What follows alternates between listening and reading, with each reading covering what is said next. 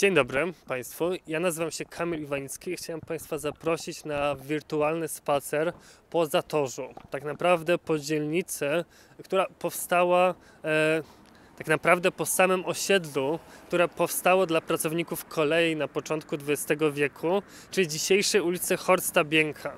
Ale musimy się przenieść ponad 100 lat temu, ponad 120 lat temu nawet, jeśli doprecyzujemy, bo mamy początek XX wieku i ta dzisiejsza dzielnica Zatorze wówczas nazywała się Stadtwald, czyli był to las miejski, który do dzisiaj wciąż się znajduje i były to tereny, gdzie nie było zbyt wiele budynków, rozwijały się zakłady przemysłowe i rozwijała się kolej. No i właśnie na potrzeby tej kolei powstaje kolonia robotnicza, ale co jest też ciekawe, że zanim też powstały domy robotnicze dla kolejarzy, powstał ten budynek szkoły, która w 1903 roku zostaje wybudowana jako jeden z takich najwyższych budynków tutaj w okolicy.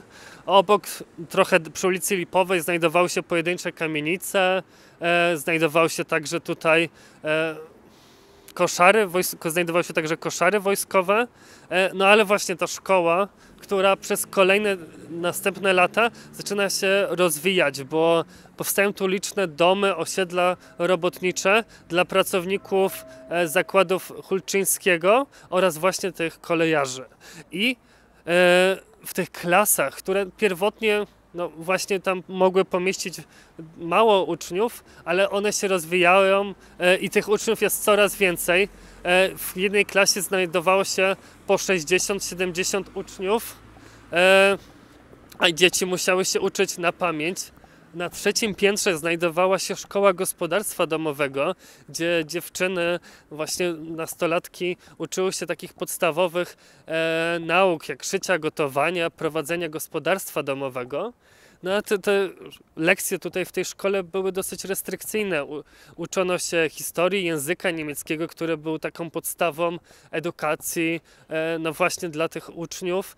I co warto też wspomnieć, że z tyłu na podwórku było boisko i ogródek, który pilnowali właśnie tutaj uczniowie szkoły.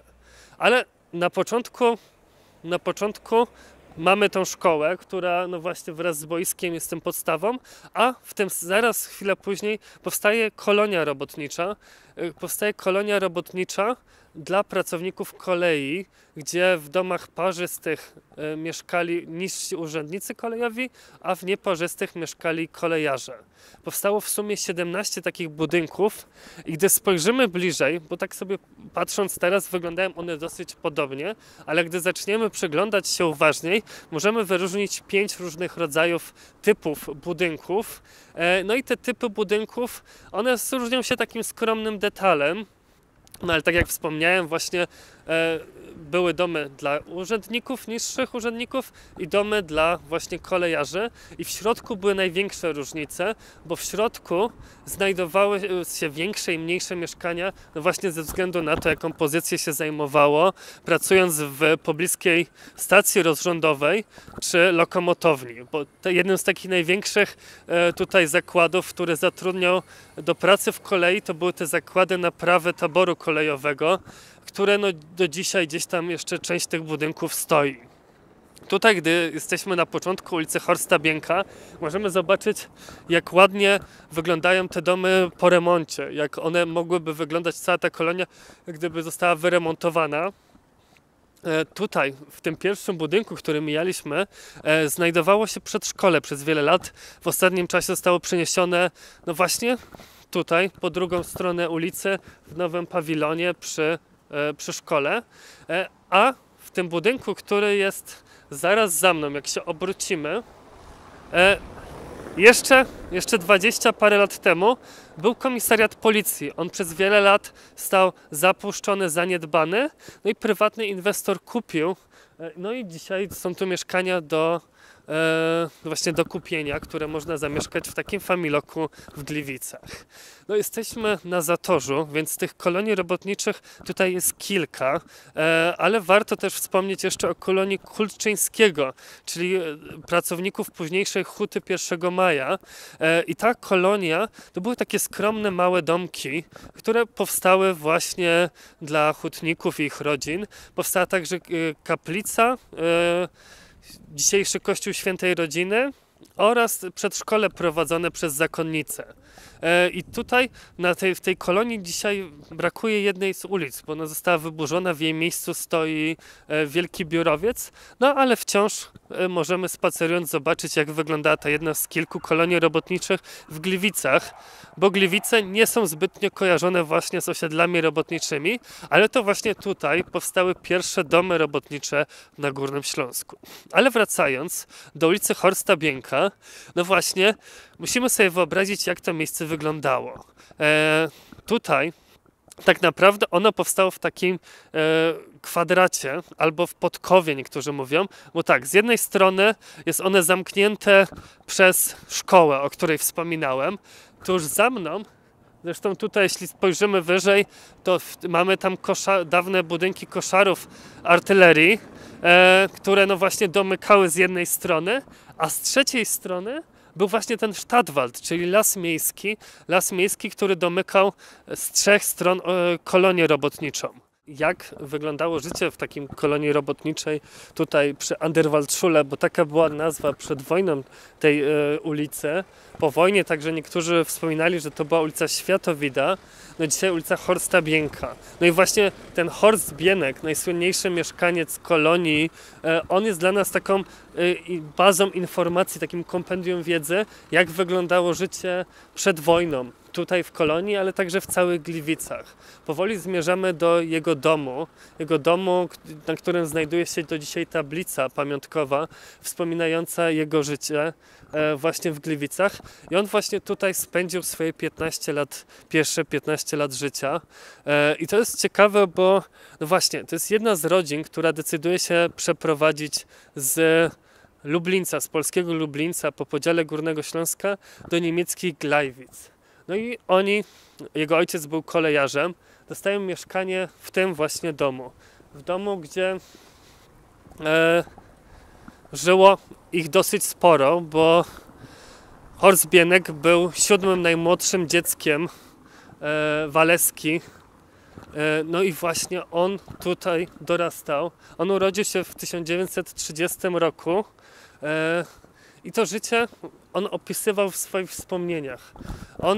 Jak wyglądało to dzieciństwo w tej dzielnicy robotniczej w Gliwicach. Wspominał m.in. o tym, że jego dzieciństwo było między dwoma tymi nurtami lat 30., między nazizmem a katolicyzmem, tak bardzo ważnym na Górnym Śląsku. No i tutaj z jednej strony należał on do Stowarzyszenia Don Bosco, katolickiego stowarzyszenia, a z drugiej strony należał on do Hitlerjugend. On często chodził do kościoła Chrystusa Króla, który stoi do dzisiaj, o którym wspominał o tym, jak ten język polski był często tak samo popularny jak niemiecki w czasie modlitw. Wspominał, jak wyglądały walki między właśnie dziećmi z kolonii Hulczyńskiego, jak wyglądało, gdy przechodził, jak wyglądało to życie takich codzienne tych ludzi. I jedną z takich najciekawszych dla mnie tych historii było to, że on wspominał o tym, że w sobotę, po prostu w sobotę brano kąpiele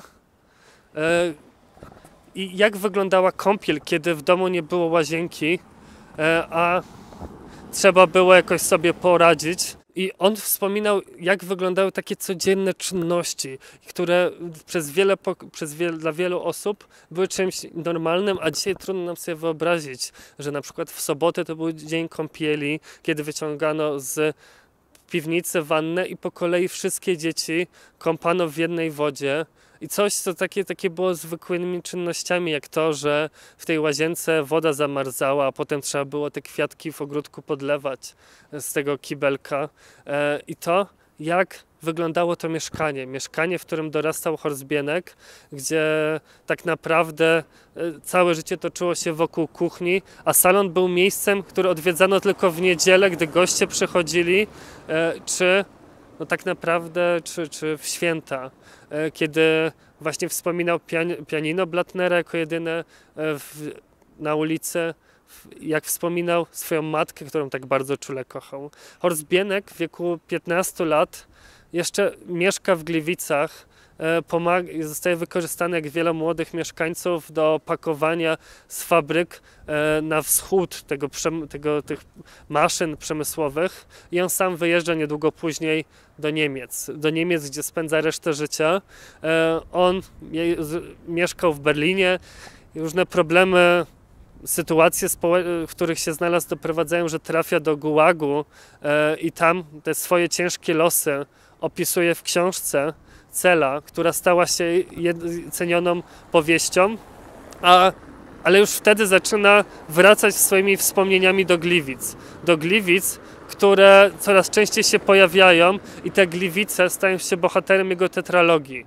Pierwszej Polki, Czasu bez dzwonów, gdzie on opowiada o tych Gliwicach, które zniknęły. On przez lata zbiera wspomnienia, zbiera nazwiska, zanotuje wszystko, co tylko pamięta, gdzieś tam znajdzie na mapach, żeby ten świat ukazać, ten świat Gleiwitz przedwojenny, który tak naprawdę zniknął wraz z jego pokoleniem.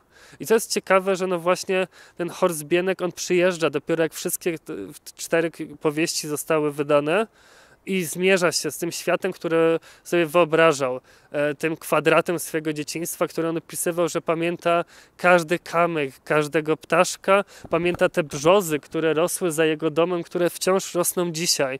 Opowiadał o tych skarbach, które miały się znajdować w tym lesie, opowiadał o tym świecie, który tak naprawdę był w jego głowie i gdy przyjeżdża tutaj do Gliwic w tych latach 80., widzi miejsca, które zna, ale które są zupełnie innym światem, które on dobrze pamiętał. I to jest jedna z takich postaci, właśnie Horst Bienek, które pomagają nam się przenieść do tego świata kolonii robotniczych, tego świata Górnego Śląska, który tak naprawdę zniknął.